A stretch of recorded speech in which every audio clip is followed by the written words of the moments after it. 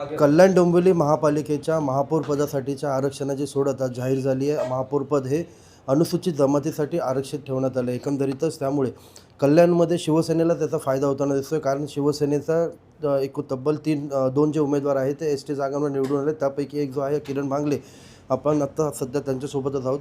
आता काय सांगशील, एकंदरीत राजकारणात जरी 10-15 वर्ष तू असलास तरी पहिल्यांदा उमेदवारी लढवली होती, निवडून पण आलास आणि आत्ता तुझं नाव महापौर पदासाठी चर्चेत आहे।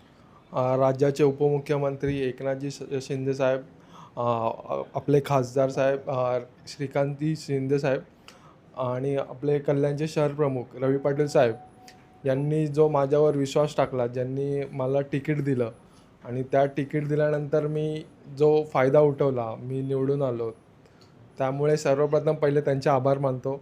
आणि आत्ताच न्यूजला बघितल्याप्रमाणे की एस टी आरक्षण पडलं आहे, तर एक पक्षाने संधी दिली पाहिजे की नवीन चेहरा आहे आणि उच्च शिक्षित आहे, तो पूर्ण कल्याण डोंबिवलीसाठी व्यवस्थित काम करू शकतो। तसेच रस्ते मुक्तीकरण असेल, आरोग्य विभागामध्ये आपल्याला हे करावं लागेल।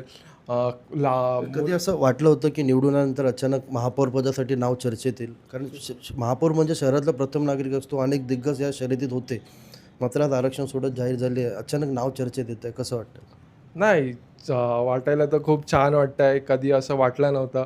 हे फक्त रवी पाटील साहेब यांच्या मार्गदर्शनामुळे झालेलं आहे आणि यापुढे जे काय होईल ते रवी पाटील साहेब ज्यांचं जे काही सहकार्य असेल त्याप्रमाणेच यापुढचे कार्य चालू राहतील। पक्षाने जर संधी दिली तर प्रामुख्याने कोणते विकास कामं असतील, काय विजन असेल तुझं शहरासाठी? नक्कीच पक्षाने जर संधी दिली तर आपल्या शहरामध्ये मुक्त असेल, खड्डेमुक्त करायचं असेल, स्वच्छतावर काम करण्याचं एक ध्येय असेल, आरोग्य विभागामध्ये काम करण्याचं असेल। आता तुम्हाला पण माहीतच असेल रुक्मिणीबाई हॉस्पिटल कशी आपली अवस्था आहे, तर त्यामध्ये खूप सारे बदल घडवण्याचे हे असेल। परत नवीन तरुणांना रोजगार देण्याचा प्रयत्न असेल, कारण की मी आता एक स्वतः तरुण आहे, त्यामुळे मला त्यांची जाणीव समजते, तर त्याप्रमाणे कामं करण्याचा माझं ध्येय असेल।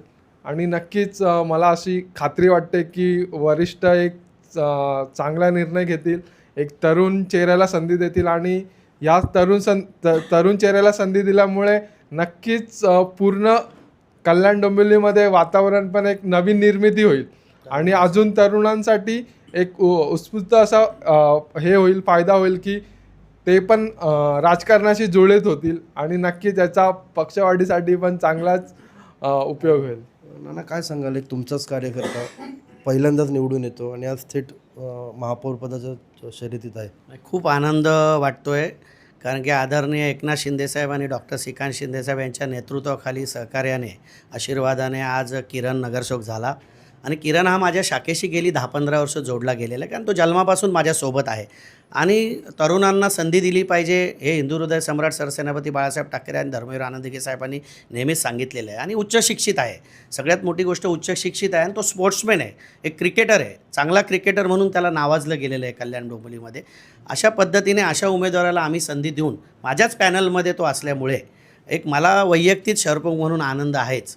आणि तो महापौर झाला म्हणजे या शहराचं खऱ्या अर्थाने एक युवकांना एक वेगळ्या प्रकारचं प्रोत्साहन येईल की शिवसेना ही तरुणांना संधी देणारा पक्ष आहे आणि जे तरुण आज राजकारणापासून दूर चाललेले आहेत त्यांना नक्कीच वाटेल की ह्या शहरामध्ये तरुणांना संधी दिली जाते आणि तेही शिवसेनेतर्फे दिली जाते, म्हणून तरुण आकर्षित होतील, तरुण पक्षवाढीसाठी पुढे येतील, तरुणांना एक वेगळ्या प्रकारचा मेसेज जाईल आणि शिवसेना हा आमचा वाढवण्यासाठी खूप मदत त्याची होईल एवढं मला नक्की वाटतं। आणि मी स्वतः गेली 35 वर्ष शिवसेनेचा एकनिष्ठ कार्यकर्ता म्हणून काम करतो आहे आणि योगायोगाने ही एस टी प्रवर्गासाठी, खुला प्रवर्गासाठी आज आरक्षण पडलेलं आहे आणि एकमेव किरण भांगले आहे।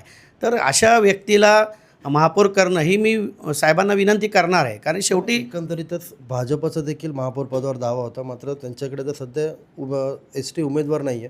तर दुसरीकडे आपण जे काल मनसेनेचा तुम्हाला पाठिंबा दिला आहे, त्यांच्याकडे एक उमेदवार आहे, शिवसेनेकडे 2 उमेदवार आहेत, तर काय वाटतं तुम्हाला, एकंदरीत मनसेकडे जाईल महापौरपद की तुमच्याकडे राहील, शिवसेनेकडे असेल? नाही, मी असं म्हणेल की शिवसेना, भाजपा, रिपाई आणि आता मनसे आमचा महापौर होईल।